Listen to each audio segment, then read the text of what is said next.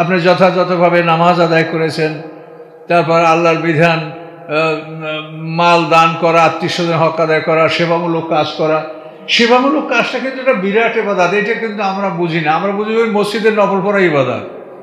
সেবামূলক কাজ একটা বিরাট ইবাদত। তার কারণ আল্লাহ তাআলা মানুষ সৃষ্টি করার আগেই বলছেন যে আমি তোমাদেরকে পৃথিবীতে বানাবো কি, ইন্নী জাইলুন ফিল আরদি খলিফা। এই খলিফা মানে প্রতিনিধি, এরা পৃথিবীতে সেবামূলক কাজ করবে। এই সেবামূলক কাজগুলি কিন্তু আমরা এটাকে ইবাদত মনে করি না। এটা দুঃখজনক ব্যাপার।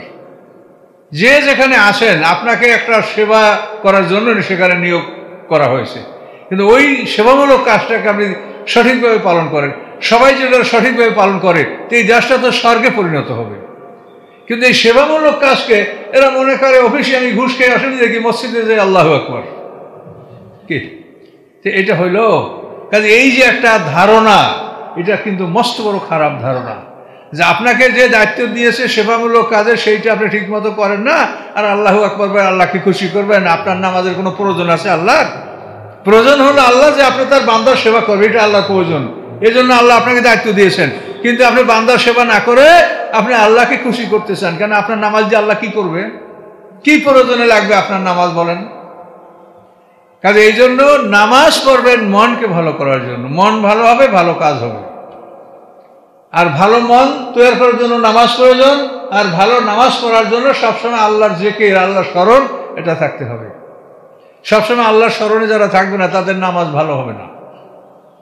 দ্রুত চলনশীল একটা ফ্যানকে অফ করে দিলে, এই যে বিশেষ করে বড় বড় জাহাজে যেসব ফ্যান থাকে বা ট্রেনে, তো এই একটা ফ্যান অফ করে দিলেও 5 মিনিট ঘুরবে, কিন্তু কারেন্ট বিদ্যুৎ সংযোগ নাই, ওই ধাক্কায় ঘোরে। এই মানুষের ইঞ্জিনটাও কিন্তু ওই বাম দিকে যে ঘোরে, সকাল থেকে আমরা দুনিয়ার কাজে লাগে বাম দিকে ঘোরে জীবন চাকা, এটাকে নিউট্রাল করতে হবে, ডানে ঘুরাতে হবে। এই জোহরের নামাজের আজান হয়েছে, এখন আপনি ইঞ্জিনটাকে নিউট্রাল করবেন কিভাবে?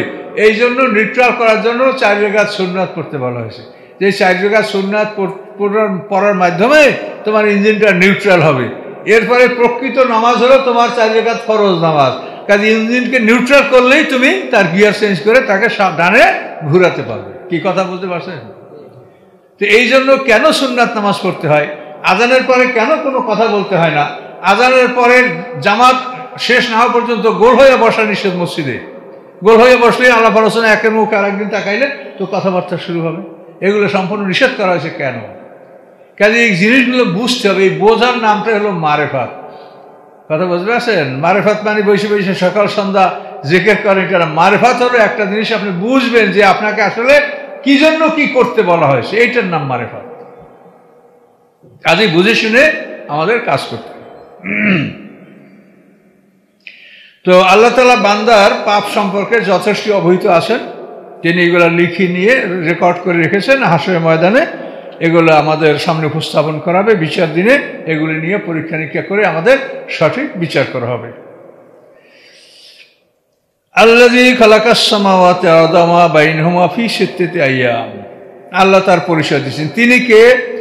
খালাকাস সামাওয়াতি ওয়াল আরদা ওয়া মা বাইনাহুমা, আকাশ পৃথিবী এবং এর মাঝে যা আছে এই সব কিছু তিনি সৃষ্টি করছেন ফি সিত্তাতি আইয়াম, 6 দিনে। 2 দিনে পৃথিবী, 2 দিনে পৃথিবীর মধ্যে নদী, সমুদ্র, পাহাড়, পর্বত, খনিজ সম্পদ, ফসল আদি ইত্যাদি, এইগুলো 4 দিন। রবি সোম 2 দিনে পৃথিবী। মঙ্গল বুধ 2 দিনে পৃথিবীর মধ্যে খনিজ সম্পদ, নদী, সমুদ্র, বাগান, জঙ্গল ইত্যাদি। তো রবি সোম মঙ্গল বুধ। বৃহস্পতি শুক্র এই 2 দিনে আকাশ। এই 6 দিনে আল্লাহ আকাশ পৃথিবী সৃষ্টি করেছেন। শুধু শনিবার দিন আল্লাহ কিছু করেন নাই। এই জন্য ইহুদিরা বলে যে শনিবার দিন আল্লাহ বিশ্রাম নিয়েছেন, আমরা বিশ্রাম করবো। নাউজুবিল্লাহ। ওরা বলে যে আল্লাহ আকাশ পৃথিবী সৃষ্টি করে ক্লান্ত হয়ে গেছেন। আল্লাহ বলেন আমি ক্লান্ত হইনি।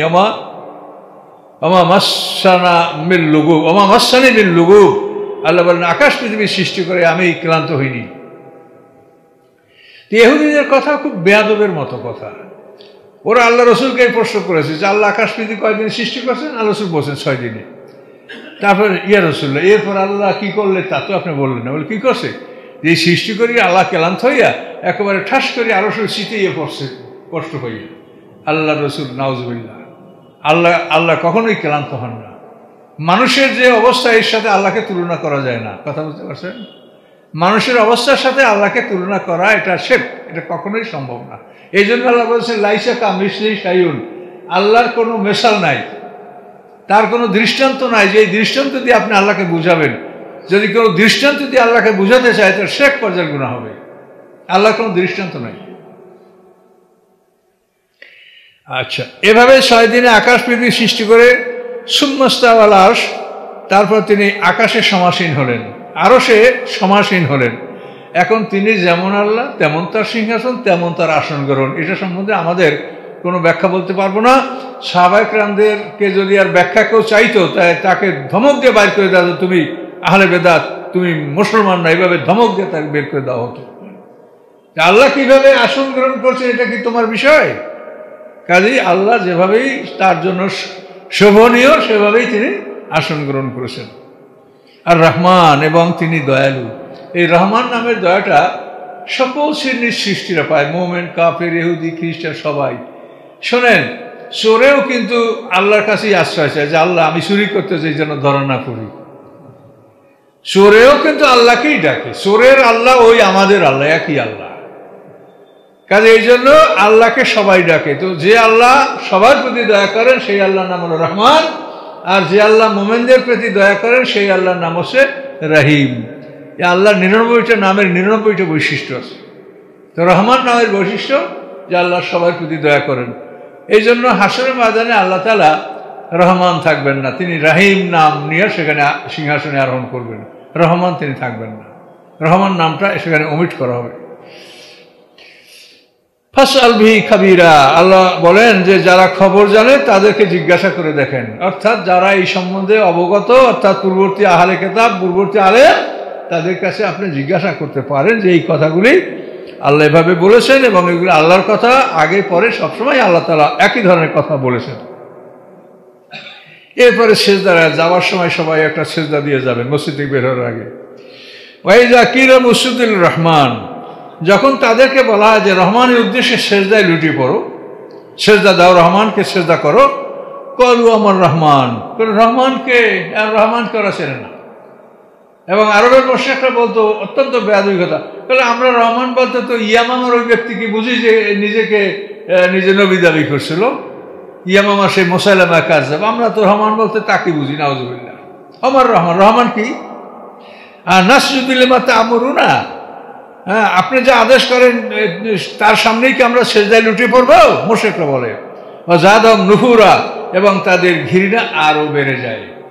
রহমান নামে তারা সেজদা করবে না, তাদের ঘৃণা আরো বেড়ে যায়, এবং বলে আপনি বললেই আমরা সেজদা করব, আমরা লাত উজ্জা মানাতকে সেজদা করব, রহমানকে সেজদা আমরা করব না। এটা কাফেরদের মুশরিক। তাবারাকাল্লাযী জাআলা ফিস সামাই বুরুজা, মহিমাময় মঙ্গলময় আল্লাহ যিনি আকাশে বুরুজ স্থাপন। বুরুজ, বারাদা শব্দের অর্থ হলো যা দেখা যায়, যেগুলি দেখা যায়, এইরকম প্রত্যেকটা জিনিসকে বুরুজ বলা হয়। বারাজা মানে খারাজা, যে জিনিসটা দেখা যায়। তো বুরুজ বলতে যে সমস্ত গ্রহ নক্ষত্রগুলি আমরা স্পষ্ট দেখতে পাই এগুলাকে বুরুজ। তাহলে বড় বড় নক্ষত্রগুলিকে বুরুজ বলা যেতে পারে।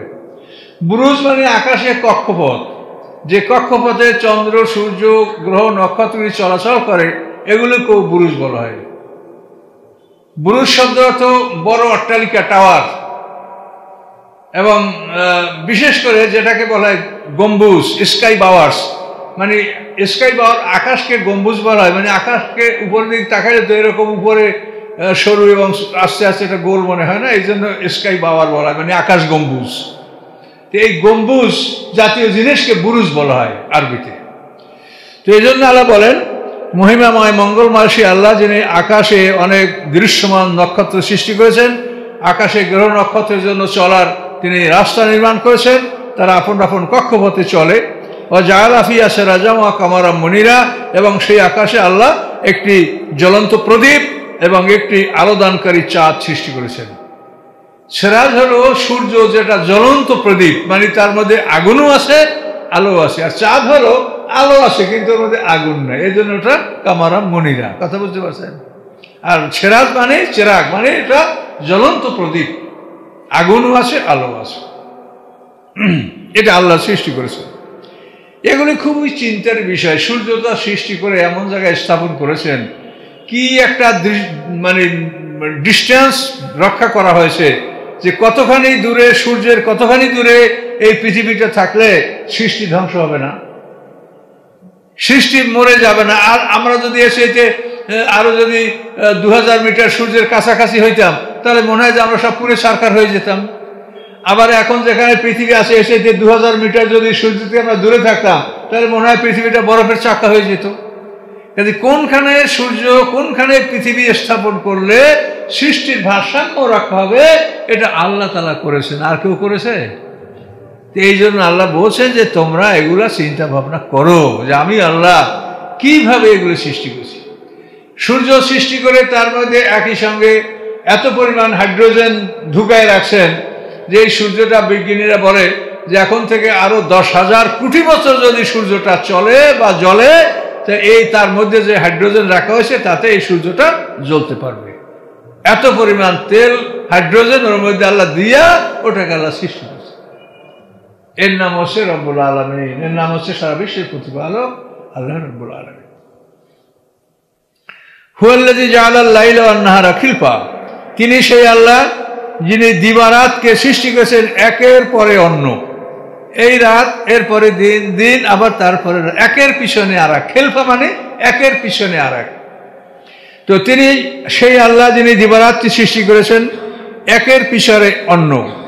কি জন্য? লিমান আরাদা ইয়াযাক্কারা, যারা ইচ্ছা করবে তার উপদেশ গ্রহণ করবে, আও আরাদা শুকুরা, এবং যারা ইচ্ছা করবে তারা কৃতজ্ঞতা জ্ঞাপন করবে। শুকুর এবং কৃতজ্ঞতা জ্ঞাপন করার জন্য আল্লাহ দিবারাত্রি ভাগ করেছেন। দিবারাত্রির ইবাদত সময়সূচি, কর্মসূচি নির্ধারণ করেছেন। আল্লাহ বলেন যে ইচ্ছা সেটা করতে পারবে, আমি এই সুযোগ করে দিবারাত্রিকে আমি সৃষ্টি করেছি। ওয়া ইবাদুর রহমানিল্লাযীনা ইয়ামশুনা আলাল আরদি হাওনা, রহমানের গোলাম, রহমানের যারা গোলাম তারা কেমন? আল্লাযীনা ইয়ামশুনা আলাল আরদি হাওনা, যারা পৃথিবীর বুকে নম্রতা সহকারে চলাফেরা করে, তাদের চলাফেরার মধ্যে কোনো অহংকার, দাম্ভিকতা এগুলি নাই, খুব নম্রতা সহকারে তারা পৃথিবীতে চলাফেরা করে, রহমানের গোলাম যারা তারা। ওয়াইজা খাতাবুল জাহিলুনা ক্বালু সালামা, জাহেলরা যখন তাদেরকে সম্বোধন করে তখন তারা বলে শান্তিতে থাকো বাবা, শান্তিতে থাকো। মানে জাহেলদের সাথে তর্ক করে কোনো লাভ নেই। এটা অন্য জায়গায় আল্লাহ বলছেন ওয়ারিজ আনিল জাহিলিন, জাহেলদের থেকে আপনি বিরত থাকেন। কেন? জাহেলদের সাথে তর্ক করলে আপনার মন মেজাজ খারাপ হবে, ওরা এমন কথা বলবে যাতে আপনার ধৈর্য নষ্ট হবে, আপনার মন খারাপ হবে। এই জন্য আল্লাহ বলছেন যে জাহেলদের সাথে তর্কে লিপ্ত হয়েও না, ওকে ছেড়ে দাও। কথা বলতে পারছেন? ওকে ছেড়ে দাও, ওকে পাকড়াও করবে আল্লাহ। এই জন্য আল্লাহ বলেন যে ইবাদুর রহমানের বৈশিষ্ট্য হলো এমন যে জাহেলরা যখন তাদেরকে সম্বোধন করে তখন সে বলে সালাম বাবা, তুমি শান্তিতে থাকো, তোমার সাথে তর্ক আমি করব না। আল্লাযীনা ইয়াবিতুনা রাব্বিহিম সুজদান ওয়া কিয়ামা, এই ইবাদুর রহমানের গুণগুলো বলা হচ্ছে।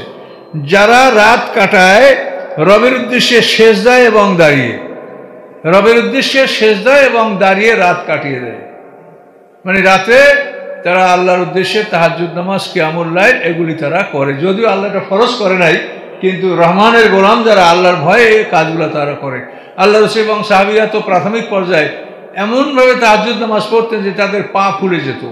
ঘড়ি ছিল না, সময় জানতে পারতো না, কতখানি সময় হইলো, কত কি হইলো না, ওই ফজরের আজান পর্যন্তই তারা ইবাদতই করতে থাকতো, যেহেতু ওই সময়সূচি এগুলো ছিল না। আমি যখন আমার ছাত্র জীবন ছিল, আমি 10 মাইল দূরে গিয়ে একটা লঞ্চে উঠতে হবে নদীর কিনারে ঘাটে। তা আমার ঘড়ি নেই, এখন আমি জানি না যে রাত কখন হয়েছে। রাত্রে হাঁটা শুরু করছি, সেই 10 মাইল হেঁটে যাইয়া লঞ্চের স্টেশনে দেখি যে এখনো ভোর হয়নি। তা আমি বুঝতে পারিনি যে কত রাত্রে আমি রওনা করছি আর কত রাত্রে হাঁটতে শুরু করছি। এই অন্ধকারে, রাতের অন্ধকারে হাঁটতে হাঁটতে ওখানে গেছি। এভাবেই সে সময় কমিউনিকেশন অবস্থা ছিল। এখন তো আমাদের দুপাও হাঁটতে হয় না, এই বাইর হলেই যানবাহন আমরা পাচ্ছি। কিন্তু এটা আমার এইটুক জীবনের এই ব্যবধান। সুবহানাল্লাহ। আল্লাযীনা ইয়াকুলুনা রাব্বানা আসরিফ আন্না আযাবা জাহান্নাম, যারা আল্লাহর কাছে এভাবে দোয়া করে, রাব্বানা আসরিফ আন্না আযাবা জাহান্নাম, হে আল্লাহ জাহান্নামের শাস্তি আমাদের থেকে দূরে রাখেন, জাহান্নামের শাস্তি যেন আমাদেরকে স্পর্শ করে না। ইন্না আযাবা কানা গারামা, নিশ্চয়ই জাহান্নামের শাস্তি তো অতি ধ্বংসাত্মক, অত্যন্ত ধ্বংসশীল। কি মারাত্মক কথা! এগুলি কি মানুষ শুনতে পারে? যে একটা মানুষকে আলকাতরার জামা পরাইয়া আগুনের মধ্যে রাখা হবে, এমন একটা জায়গায় তাকে রাখা হবে যে তার নিচের বিছানাটা আগুনের, চতুর্দিকের বেষ্টনীটা আগুনের, উপরের ঢাকনাটা আবরণটা আগুনের, এভাবে তাকে আগুনের মধ্যে রাখা হবে আলকাতরার জামা পরিয়ে। আমরা শীতের মৌসুমে এখনই একটু গরম হয়েছে, তাড়াতাড়ি গায়ের জামাটা আমরা খুলতে বাধ্য হলাম।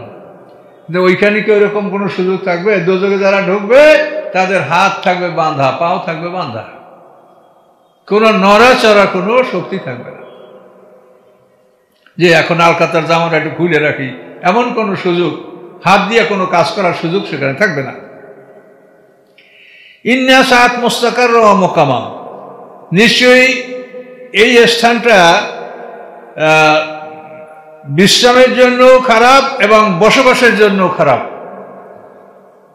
মুস্তাকার আর মাকাম দুইটা শব্দ, মানে এখানে বিশ্রাম করার জন্য জায়গাটা খুব খারাপ এবং বসবাসের জন্য খুবই খারাপ জায়গা। কাজে এটা বসবাসের যোগ্য না, বিশ্রামের জায়গাও না, এরকম জায়গা হলো জাহান্নাম। কাজে এই জাহান্নাম থেকে আল্লাহ তাআলা আমাদেরকে দূরে রাখেন। আল্লাযীনা আনফাকু লাম ইয়াসরিফু ওয়া লাম ইয়াকতুরু, যারা ব্যয় করার সময় ইসরাফ করে না এবং কৃপণতাও করে না। ব্যয়ের ক্ষেত্রে ইসরাফ, কোনো কোনো সাহাবীদের জীবনে এরকম দেখা গেছে যে খেজুর বাগানে খেজুর কাটতে গেছে, মনে করেন যে 200 মণ খেজুর কেটেছে, বাগানে সব দান করে দিয়ে খালি বাড়ি চলে আসছে, এরকমও দেখা গেছে। কিন্তু আল্লাহ এটা নিষেধ করেছেন যে ব্যয় করার সময় তারা এমনভাবে ব্যয় করবে না যে তারা সবই দিয়ে দিল, ওয়ায়াকুতুরু, এবং কৃপণতাও করবে না। এটা হলো একটা জেনারেল আদেশ, কিন্তু জাকাতের বিধানটা শুধু নির্ধারণ করা আছে যে 126 মণ ফসল হলে তাকে 10/1, খেজুর গাছে তো আর কোনো কিছু হেফাজত, 10/1 তার জাকাত দিতে হবে, এটা তো আসি। খেজুর, আঙ্গুর, মানে যে কোনো ফসল উৎপাদন 126 মণ থেকে উপরে হলেই তার 10/1 জাকাত, এটা তো আসি। কিন্তু এছাড়াও আপনি ইচ্ছাকৃত দানও করতে পারেন, কিন্তু কোনো ক্ষেত্রে যেন দানের ক্ষেত্রে এমন করা না হয় যে আপনি সব দান করেছেন, পরিবার পরিজন কিছু রাখেননি, এরকম দান করতে হবে না। আবার কৃপণতাও করবেন না যে আপনি পাড়া প্রতিবেশীকে অভাব তাদেরকে আপনি সঠিকভাবে দিলেন না, এটাও যেন না হয়। ওয়াকানা বাইনা যালিকা কাওয়ামা, আর এর মধ্যম অবস্থায় সে অবস্থান করবে, মানে একেবারে দিয়ে শেষ করে দিবে না, আবার বখিলিও করবে না, এর মাঝামাঝি অবস্থায় দান করবে। এটা হলো ইবাদুর রহমানের বৈশিষ্ট্য। আল্লাযীনা লা ইয়াদুনা মা'আল্লাহি ইলাহান আখার, যারা আল্লাহর সাথে অন্য কোনো ইলাহকে ডাকবে না। কথা বলতে পারেন, আল্লাহ ছাড়া অন্য কোনো ইলাহকে ডাকবে না। এইটা কিন্তু আমরা যারা নামাজ পড়ি আমাদের মধ্যে এই অবস্থাটা আছে। আমরা পীর, অমুক সমুক, বাবা, এদের কাছে কিন্তু অনেকেই অনেক কিছু চায়, বাবার কাছে চায়, বাবার মাজারে চায়। এটা কিন্তু অনেক নামাজি মানুষের মধ্যে এই স্বভাবগুলি আছে। এই জন্য আল্লাহ বলছেন যে ইবাদুর রহমান যারা, তারা আল্লাহর কাছেই চাবে, অন্য কারো কাছে চাবে না।